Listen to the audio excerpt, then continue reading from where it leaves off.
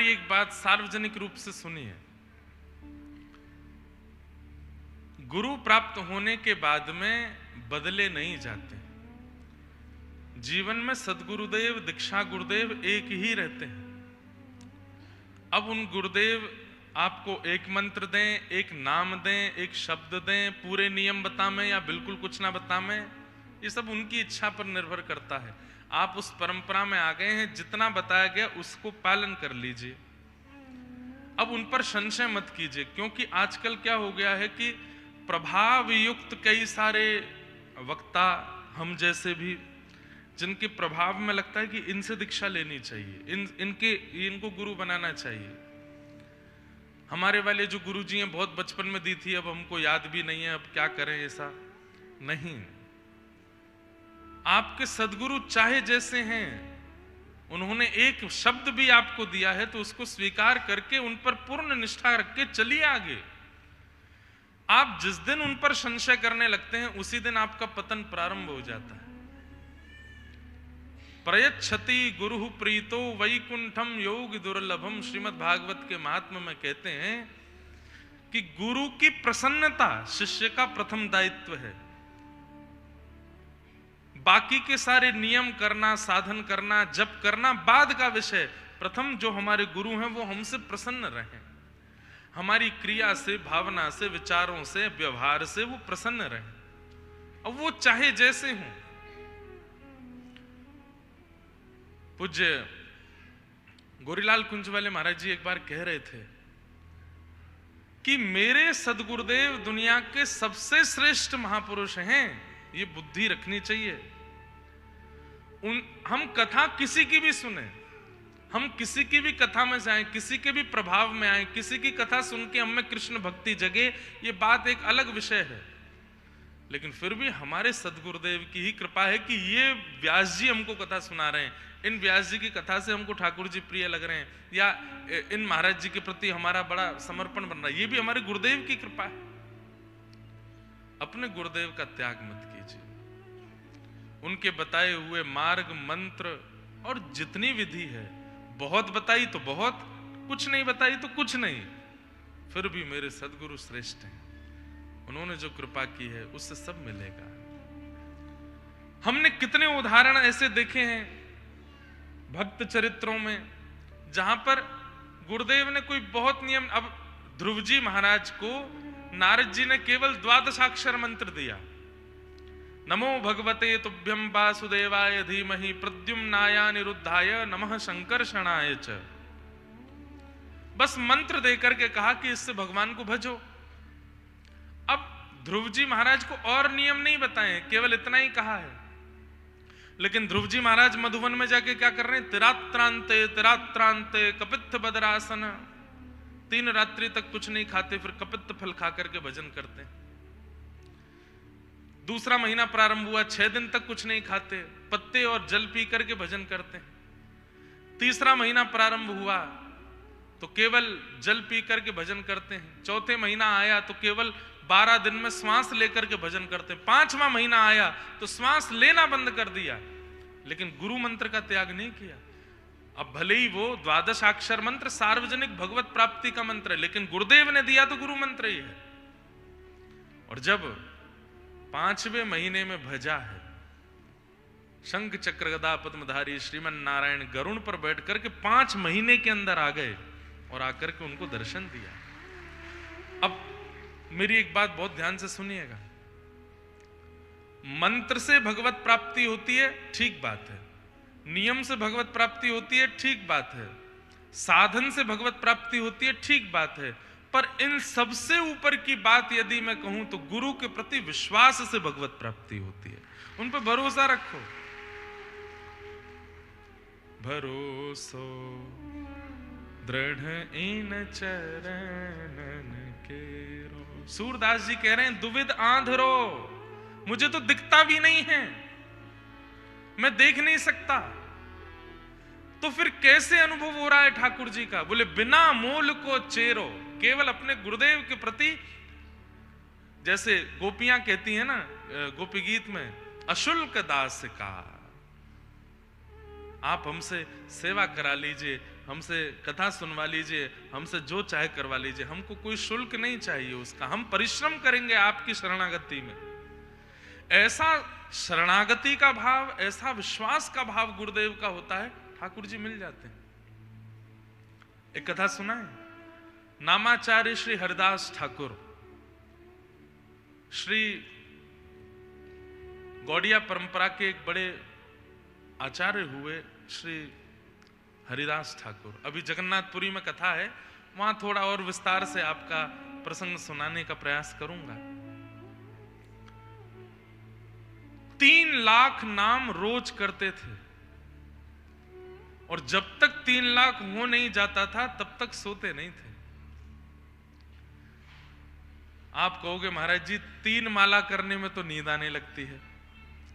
एक बड़ी सामान्य सी बात मैं कहीं सुन रहा था, इधर देखो इधर देखो इधर देखो, 5 लाख रुपए एक बैग में भर के दे दिए जाए, बोले इनको गिनो। व्यक्ति गिनता जाएगा, पानी लगा के गिनता जाएगा, उबासी भी नहीं आएगी बीच में। लेकिन 3 माला करने को कह दो, 4 माला करने, 8 माला करने को, बैठे हैं, फिर कभी ऐसे पड़ गए, अरे कहां जाए यार, अभी तो 1 माला और रह गई है। क्यों? क्योंकि पता चलता है कि धन जो है वो मेरी आवश्यकता है।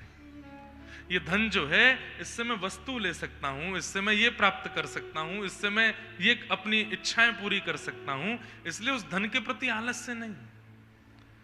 लेकिन वही नाम की संख्या को हम प्रतिदिन घटाते जा रहे हैं। क्यों?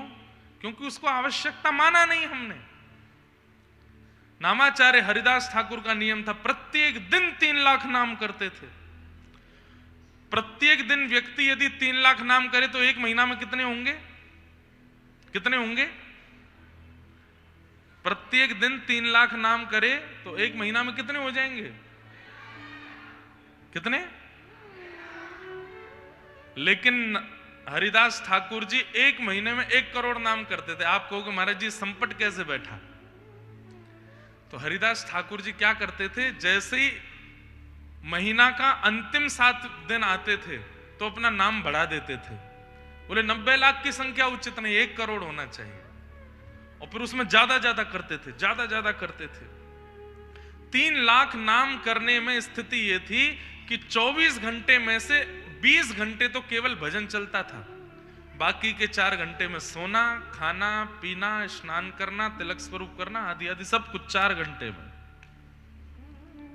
और आश्चर्य होगा आपको जान करके, आप जन्म से हिंदू नहीं थे, यवन परिवार में आपका जन्म हुआ था, लेकिन भगवत नाम की ऐसी कृपा हुई कि आप हरि नाम करने लगे। एक बार यवनों को पता चल गया कि यवन होते हुए भी और ये हिंदुओं के भगवान का नाम जपता है, ये नाम जप करता है, कीर्तन करता है। तो उस काल के तत्कालीन राजा ने आज्ञा की कि इनको भरे बाजार में हाथ पैर बांध करके चलाओ और सबको दिखाते हुए इनमें कोड़े मारो। और कोड़े भी सामान्य कोड़े नहीं, कोड़े में कांटे लगा करके मारना, ताकि देखने वाले अन्य यवनों को पता चले कि काफिरों के भगवान का नाम लेने की सजा क्या होती है। उनका नाम नामाचार्य कहा गया, वो नाम के आचार्य थे। हरिदास ठाकुर जब उनको भरे बाजार में लेकर के गए और जब कोड़े मारने लगे यवन, तो जैसे ही कोड़ा पड़ता, हरि बोल हरि बोल हरि बोल हरि बोल कह करके रोते थे। और वो जितनी तेज रोते उतनी तेज कोड़ा और मारा जाता, तो पहले से और तेज हरि बोल बोलते। घर के लोग, बाजार के लोग सब अपनी दुकानें बंद कर करके भाग जाते और खिड़कियों में से बस रोते रोते हरिदास ठाकुर को देखते। हरिदास ठाकुर जब जोर से कोड़ा पड़ता और मुख से हरि बोल निकलता तो चरणों में गिर जाते कोड़े मारने वालों के। अरे चरण क्यों छूता, हम कोड़े मार रहे हैं, तू चरण पकड़ता है। बोले मैंने सोचा था कि मैं अपनी पूर्ण वेग के साथ हरि नाम बोलूंगा, लेकिन आज तक नहीं बोल पाया। आपकी बड़ी कृपा, ऐसा कोड़ा मारा है कि मेरे मुख से पूर्ण वेग से हरि नाम निकल रहा है। और मारिए, मेरा कंठ अवरुद्ध हो जाए, ये स्वर नष्ट हो जाए, मेरा गला फट जाए नाम गाते गाते, और मारिए मुझको। ऐसे हरिदास ठाकुर कहते हैं कि जब कोड़े मार रहे थे यवन, तो रक्त की धार बह रही थी पूरे अंग से, और आप प्रसन्न मुद्रा में हरि बोल हरि बोल हरि बोल कह रहे थे। उस समय भगवान के सुदर्शन चक्र को इतना क्रोध आया कि आकाश में सुदर्शन चक्र एक दूसरे सूर्य के भांति भ्रमण करने लगा। एक सूर्य तो पहले से ही था, तभी दूसरा सूर्य आता हुआ दिखा। हरिदास ठाकुर पहचान गए कि ये तो भगवान के सुदर्शन जी हैं। तुरंत चरण पकड़े, नहीं नाथ, इनका उद्धार मत कीजिएगा,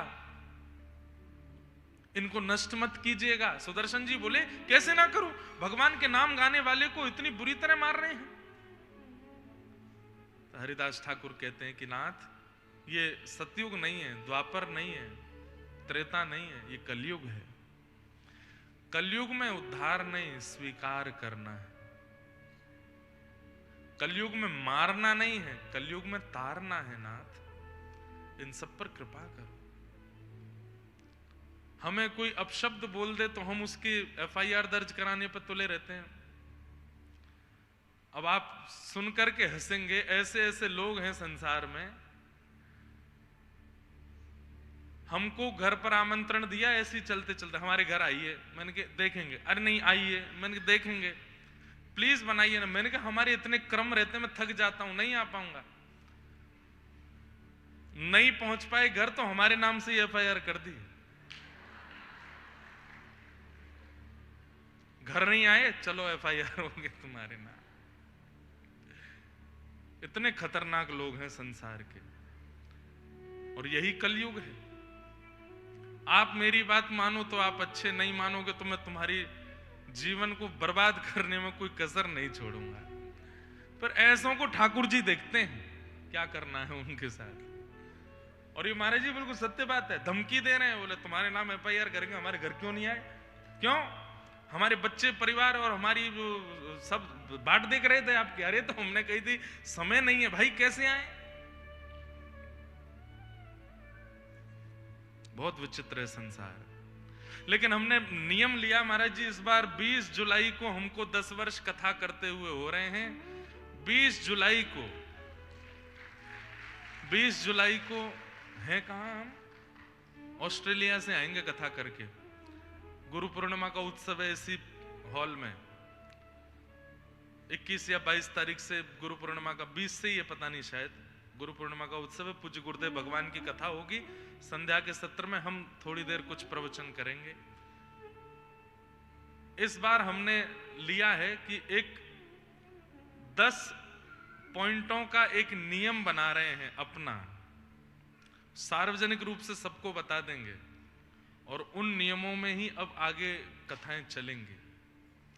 और उनमें बहुत सारे 10-12 नियम विशेष रूप से रहेंगे, सबको बता दिए जाएंगे। इस 10 वर्ष में कुछ तो ऐसा करें कि अब बस थोड़ी रुकावटें हों, थोड़ी मर्यादा हो। एक तो क्या है कि महाराज जी पूज्य गुरुदेव भगवान की कृपा से ठाकुर जी ने व्यवहार में कोई कपट नहीं दिया हमको, और ये इस बात का हमको अभिमान नहीं है, ये इस बात का हमको बड़ा ठाकुर जी से प्रार्थना है कि ऐसे ही बनाए रखें। उसको लोग कई बार दुर्बलता समझ लेते हैं। अरे इनको तो कुछ भी बोल दो, ये तो कुछ कहेंगे नहीं, इनके बारे में कुछ भी कहीं भी डाल दो, ये कुछ बोलने वाले तो है नहीं, उत्तर देने वाले तो है नहीं। ये हमारा स्वभाव है, लेकिन इसको दुर्बलता मत समझिए। हम उस चीज में पढ़ना नहीं चाहते जिस चीज से समय बर्बाद हो। जितना हो सके कथाएं हो, ठाकुर जी की सेवा हो, उत्सव हो, ये सब करके निकलना है इस संसार से।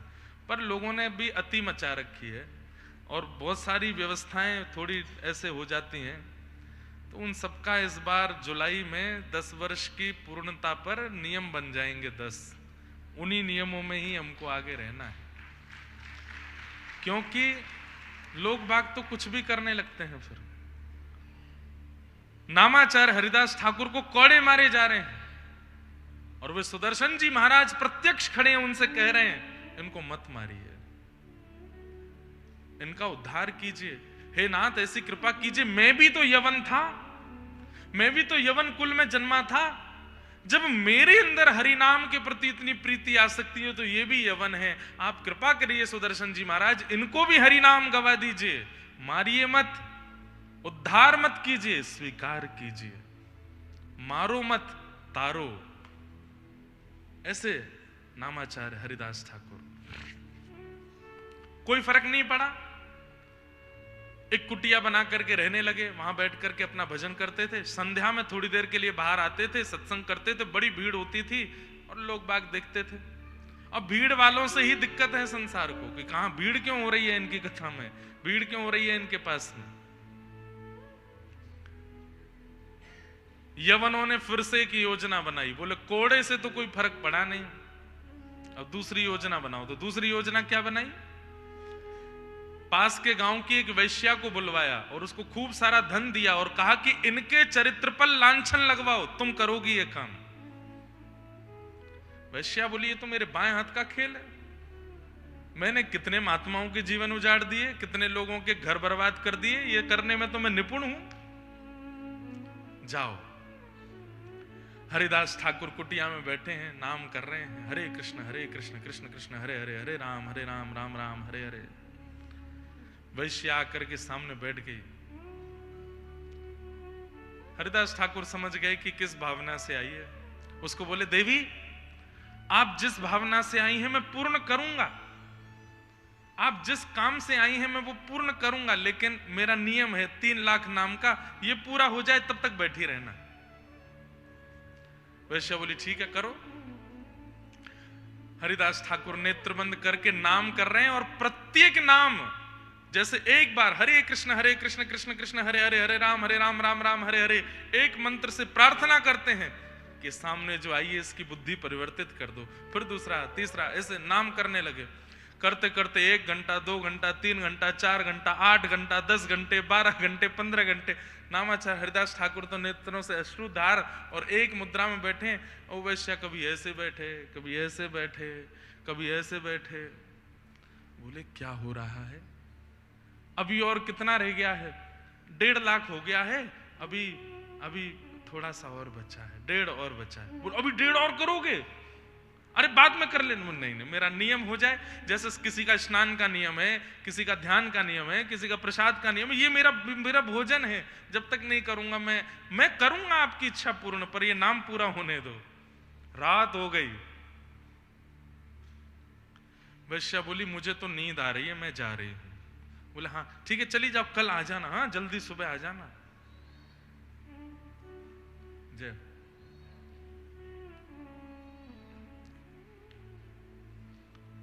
बोलो वृंदावन बिहारी लाल। कल जल्दी आ जाना। वो ठीक है। अगले दिन वैश्या बाहर जैसे निकल के गई उस दिन, तो सब यवन बोले तुमने हल्ला नहीं किया। अरे तुम हल्ला करते हम पूरे गांव को इकट्ठा करते, जिस काम से गई थी कुछ किया ही नहीं।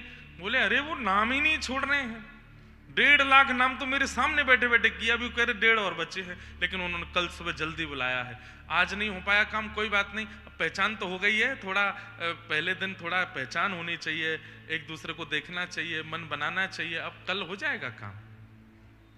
अगले दिन वैश्या सुबह सुबह फिर आ गई। जैसी आई तो नामाचार्य ठाकुर बैठे थे, आकर के प्रणाम किया, माला पूर्ण करके बोले तुम्हारी प्रतीक्षा कर रहा था, तुम आई क्यों नहीं? अरे कितनी जल्दी आ गई, अभी 4 घंटे पहले तो गई हूं मैं, 2 घंटा सो के तुरंत स्नान करके आ गई। आपका हो गया नाम, अभी चल ही रहा है? नहीं, कल वाला 3 लाख तो शुरू हो गया, मैंने थोड़ी देर प्रतीक्षा करी, तुम नहीं आई, तो आज वाला शुरू हो गया है दूसरा। अब ये 3 लाख नाम आज के शुरू हो गए हैं, आज के शुरू हो गए। कितने नाम हो गए? अभी तो 100 माला हुई हैं, 3 लाख बची हैं, कल की 3 लाख पूरी हो गई, फिर मैंने प्रतीक्षा करी, तुम नहीं आई, तो मैंने आज की शुरू कर दी। अब बैठ जाओ देवी, अब ये तो पूर्ण नहीं होगी तब तक। तब उसके मन में क्या आया, मैं इतनी रूपवान, मेरे नेत्र ऐसे, मेरी बोली ऐसी, मेरा शरीर ऐसा, मेरा यौवन ऐसा, मेरे विचार, मेरे भाव ऐसे कि मैं जिस गली से निकल जाऊं वहां कोई मुझे देखे बिना ना रह सके। क्या है इस नाम में ऐसा जो ये व्यक्ति 24-24 घंटे जप रहा है? अब वो यही देखने के लिए कि इस नाम में ऐसा क्या मिल रहा है इनको कि ये बैठ करके एक आसन पर बैठ करके जप रहे हैं। जब उसके मन में ये इच्छा प्रकट हुई, ये इच्छा ही तो भगवत प्राप्ति कराती है कि क्या है कथा में, क्या है वृंदावन में, क्या है दर्शन में, क्या है रूप में, क्या है आचार्यों की वाणी में, जो लोग खिंचे चले जा रहे हैं। और इस इच्छा से जब वो पहली बार आता है तब उसको ठाकुर जी पकड़ना प्रारंभ करते हैं। उसके मन में इच्छा प्रकट हुई, ऐसा क्या है इस नाम में, ये छोड़ते नहीं।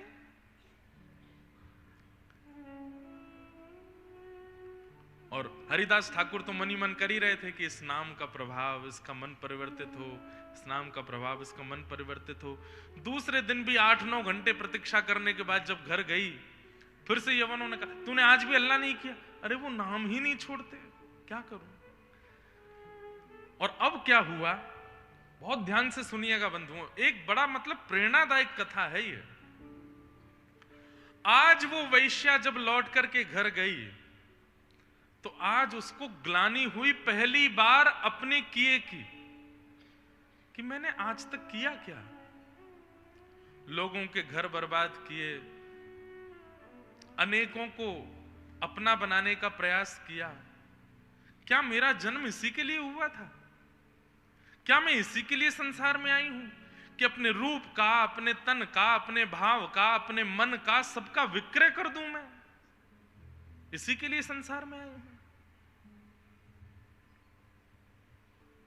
और बंधुओं एक बात सुनिएगा, कथा सुन करके, नाम जप करके, नियम साधन करके, गुरु आज्ञा मान के जिस दिन आपको अपनी गलती का बोध होने लग जाए, समझ जाइएगा कि उस दिन आचार्य ने आपको कृपा भर के देखा है, उस दिन ठाकुर जी ने आपको देखा है। जिस दिन अपने आप को बदलने की स्थिति, अरे झकझोर गई है आत्मा भीतर से कि ये मैं क्या कर रहा हूं, ये मेरा उद्देश्य तो नहीं है, जिस दिन ये भावना प्रकट हो जाए, समझ जाओ कि किशोरी जी को, ठाकुर जी को आपकी याद आ गई है। और अपने किए का कभी बोध ही नहीं होता। हम जो कर रहे हैं सब अच्छा ही कर रहे हैं, हम खा रहे हैं, पी रहे हैं, उल्टा सीधा काम कर रहे हैं, छल कपट आदि सब कर रहे हैं, फिर भी मन में कभी नहीं आता कि ये गलत है। तो समझो ठाकुर जी की दृष्टि नहीं है आपके ऊपर। कई लोग संसार में, परिवार में ऐसे होते हैं, गलत पे गलत किए चले जाते हैं, उनको खूब समझाओ लेकिन उनको समझ में नहीं आता। इसका एक ही अभिप्राय है, महापुरुषों की और ठाकुर जी की अभी दृष्टि नहीं पड़ी है। जिस दिन दृष्टि ठाकुर जी की पड़ जाएगी उस दिन आंखों से आंसू और केवल ग्लानि होगी, ये मैंने क्या किया। अरे श्री माधवदास जी महाराज 24 वर्ष की अवस्था में जगन्नाथपुरी गए थे और केवल नील चक्र को देखा है, जगन्नाथ जी का दर्शन नहीं किया, नील चक्र को देख करके रोने लगे। क्यों रो रहे हैं? इतना रोए, इतना रो। किसी ने पूछा क्यों रोते हो? बोले मैंने 24 वर्ष गवा दिए बिना जगन्नाथ जी को देखे, इसलिए रोना आ रहा है। जहां मुझे पहले ही आ जाना चाहिए था, वहां मैं इतने वर्षों बाद आया हूं, इस बात की ग्लानि हो रही है। अपने किए का बोध होना, अपने किए की ग्लानि होना, अपने ऊपर संशय होना कि क्या मुझे ठाकुर जी मिलेंगे, ये सारी इच्छाएं आपकी प्रकट नहीं होती। ठाकुर जी जब आपको देख लेते हैं तब आपके चित्त में प्रकट होती है। एक भोरी सखी का बहुत सुंदर पद है, हमारे हरिदास परंपरा की भोरी सखी हुई। प्यारी जू को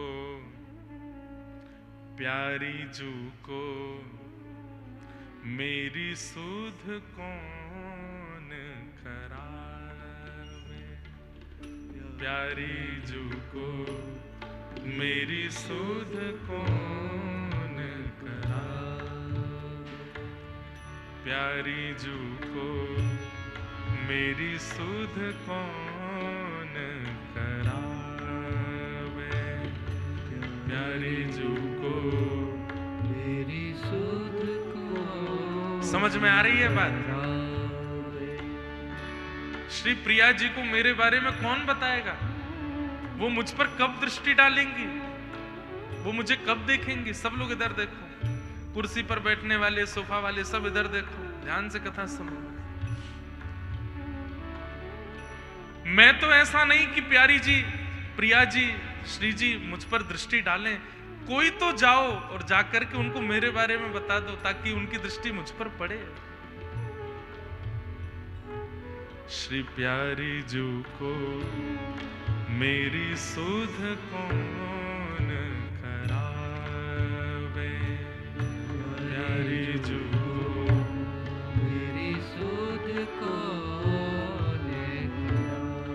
कौन कृपालु गरीब दुखी की, कौन कृपालु गरीब दुखी, कौन कृपालु गरीब दुखी की, कौन कृपालु गरीब बरबस बाह गहावे, बरबस बाह गहावे। देखो ये पद गाइए। मेरी सुध प्रिया जी को कोई नहीं करा सकता, लेकिन ये व्यासपीठ करा सकती है। इस व्यासपीठ पर बैठ करके मैं गाऊं और व्यासपीठ के सन्मुख आप गाओ, तो ये व्यासपीठ ठाकुर जी की पीठ है, ठाकुर जी बैठते हैं इस पर। तो ये व्यासपीठ पर जब सब छोड़ करके ब्रज वृंदावन में आ गए, सेवा कुंज में रहते थे, वहां बंदरों को जो चना डाले जाते, तो बंदर जब चना खा लेते, चना के छिलका खा करके वृंदावन में भजन किया इन्होंने। अब कह रहे हैं कि मेरी सुध कौन करावे? किशोरी जी को कौन बतावे कि मैं भोरी यहां पड़ी हूं उनकी याद में। इनका नाम भोरी सखी, भोरी कह करके किशोरी जी ने ही इनको पुकारा। नाम तो इनका भोलानाथ था, लेकिन इतने भोले हैं, इतने भोरे हैं, किशोरी जी ने इनको नाम दिया भोरी सखी। क्या गा रहे हैं? मेरे पास मन बुद्धि वचन इतने अच्छे नहीं कि मैं अपनी पुकार श्री जी तक पहुंचा सकूं। मन बुद्धि वचन अगोचर प्यारी, मन बुद्धि वचन अगोचर प्यारी, मन बुद्धि वचन अगोचर प्यारी, वचन अगोचर प्यारी। तेरे कौन विधि जावे,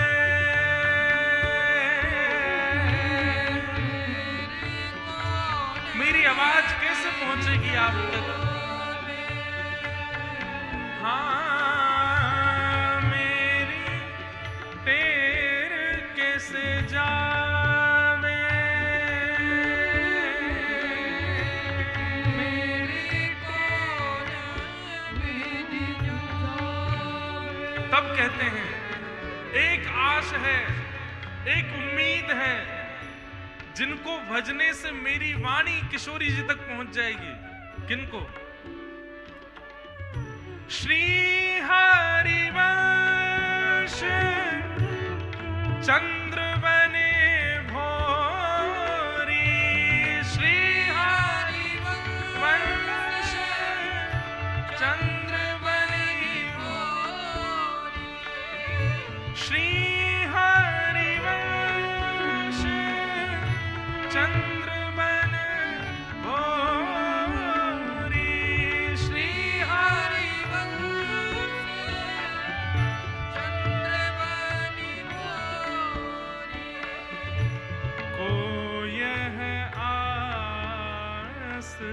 पुजावे,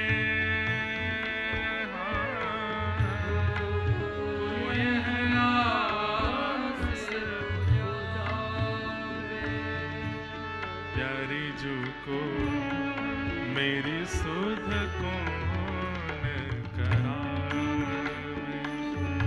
प्यारी जू को मेरी सुध कौन करावे। श्री हरिवंश चंद्र बने भोरी, श्री हरिवंश चंद्र बने भोरी, श्री हरिवंश चंद्र बने भोरी,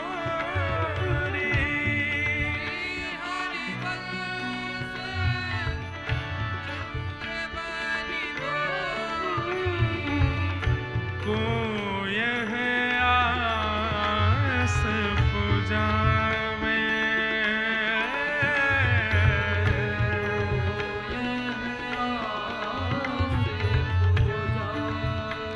श्री प्यारी जू को मेरी सुध कौन करावे, प्यारी जू को मेरी सुध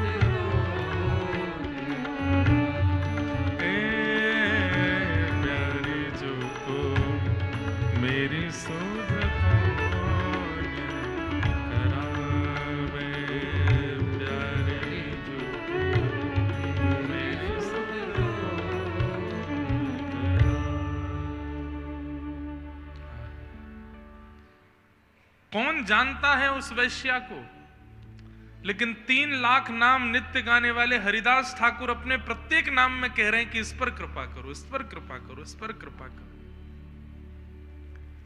और आज 2 दिन के अंदर ये परिवर्तन हो गया। कोई प्रवचन नहीं सुना है, कोई कथा नहीं सुनी है कि जिससे मन परिवर्तित हो गया हो। केवल सामने बैठकर के हरिदास ठाकुर को नाम करते हुए देखा है, और आज घर जाकर के वो फूट फूट के रो रही है वैश्या।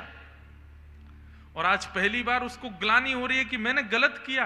क्या मेरा जन्म केवल इसके लिए हुआ कि मैं अपने शरीर का विक्रय करूं, लोगों के घरों को बर्बाद करूं? आज इतने बड़े नामनिष्ठ व्यक्ति को मैं उनका नाश करने के लिए आई हूं? क्या इसके लिए मेरा जन्म हुआ? अपनी गलती का बोध होकर के रोने लग जाएं और मन में ये भाव आने लगे कि अब मुझे सुधरना है, अब मुझे ये त्यागना है। समझ जाओ ठाकुर जी को आपकी पता चल गई है, आपका बोध ठाकुर जी को हो गया। और जब तक गलतियों का बोध नहीं हो रहा है, चले जा रहे हैं, चले जा रहे हैं, करते ही जा रहे हैं, करते ही जा रहे हैं, कोई दिक्कत नहीं है, कोई बोध नहीं, कोई आत्मग्लानि नहीं, समझो ठाकुर जी को पता ही नहीं है आप कौन हो।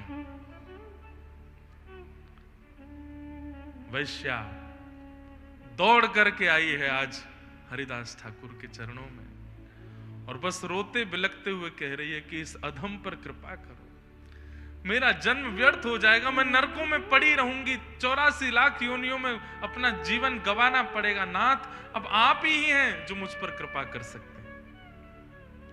हरिदास ठाकुर प्रसन्न हो गए और प्रसन्न होकर के कहा, देवी, इस कुटिया में बैठ करके मैंने लाखों नाम जपे हैं, करोड़ों नाम जपे हैं, हर महीने का 1 करोड़ नाम का मेरा संकल्प है।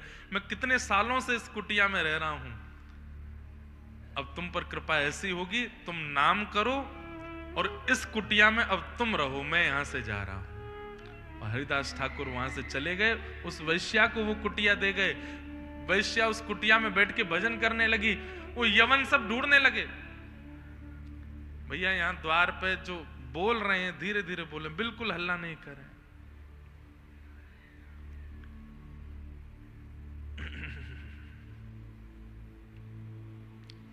स्थिति ये हुई, वे सब यवन ढूंढने लगे, वैश्या कहां गई, वैश्या कहां गई, वैश्या कहां गई, नहीं मिली। तभी एक दिन हरिदास ठाकुर की पुरानी कुटिया जहां वो बैठते थे, उसके बाहर देखा तो तुलसी जी में जल पधरा रही थी, और रूप ऐसा हो गया था कि वे उन यवनों ने जब आज उस वैश्या को देखा, पहले जब उसको देखते थे तो शारीरिक इच्छाएं प्रकट होती थी, लेकिन आज उसको देख करके उनके मन में भी आ रहा है कि हम भी एक बार वो हरिनाम गा के देखें जो ये गाती है। आज उसके रूप से परिवर्तन आ गया। अरे गांव के लोगों की भीड़ लगने लगी उस वैश्या के पास। कहां पहले वो निकलती थी तो माताएं, बहनें, बच्चे सब भाग जाते थे, इसको देखना नहीं है, हम अपवित्र हो जाएंगे। आज उनकी एक झलक देखने के लिए आते हैं। वो पूरे 24 घंटे में 10 मिनट के लिए कुटिया से बाहर आती और सब उसको देख करके हरिनाम में विलीन हो जाते हैं। ऐसी कृपा की। प्यारी जू को मेरी सुध कौन करा, प्यारी जू को मेरी सुध कौन कृपालु, गरीब दुखी की कौन कृपालु,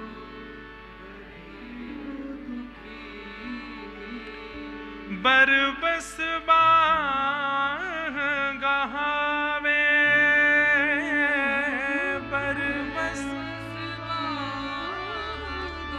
बरबस बाह गहावे का मतलब जबरदस्ती हमारा हाथ पकड़ करके श्री जी के पास कौन लेके जाएगा हमें।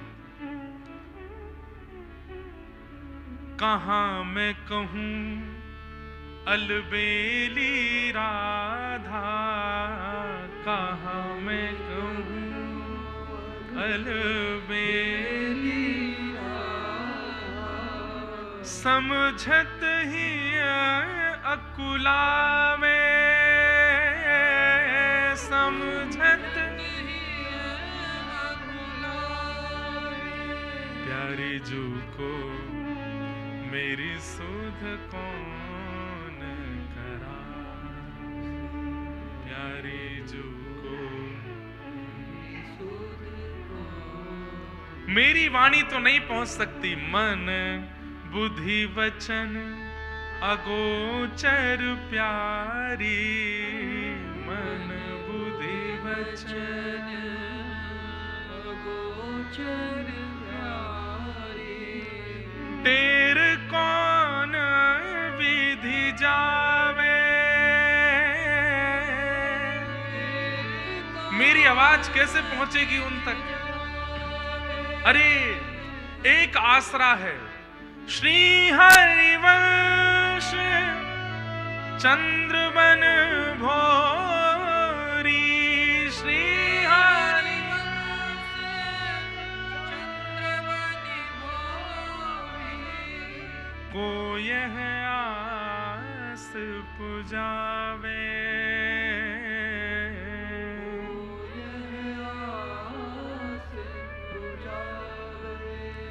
प्यारी जू को मेरी सुध कौन करा, प्यारी जू को।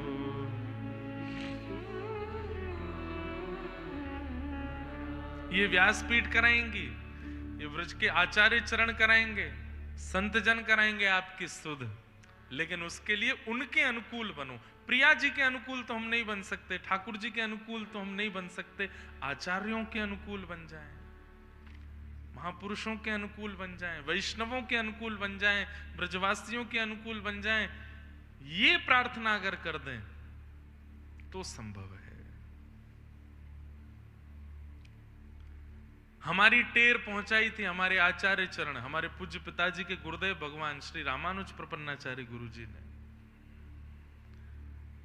मलुक पीठ वाले महाराज जी बता रहे थे, जब आपका जन्म नहीं हुआ था इंद्रेश जी, तो अयोध्या में बड़ी छावनी में गुरुदेव की कथा चल रही थी, पिताजी के गुरुदेव रामानुज गुरु जी। और 1 महीना कथा करने के बाद इतने बड़े वहां सनातन भगवान शालिग्राम हैं, तो वहां के महंत जी भी पूज्य गुरु जी के शिष्य थे, तो उन्होंने कहा कि गुरु जी 1 महीना कथा की दक्षिणा आप सनातन भगवान से मांगो। तो कहते हैं कि हमारे शिष्य के एक पुत्र हो, वो भी भागवत की कथा करे, यही हमको दक्षिणा चाहिए। बोले गुरु जी की उस दक्षिणा के फल से आप कथा कर रहे हो, नहीं तो आपकी सामर्थ्य नहीं कथा करने की, आपके पास शब्द नहीं बोलने के। हमारी सुध कौन करावे? आचार्य हमारी सुध कराते हैं ठाकुर से, आचार्य हमारी बात बताते हैं ठाकुर को। हमारे पास इतनी वाणी कहां, ऐसे शब्द कहां, ऐसी बोली कहां कि हम उनसे कुछ कह सकें। ऐसे नामाचार्य हरिदास ठाकुर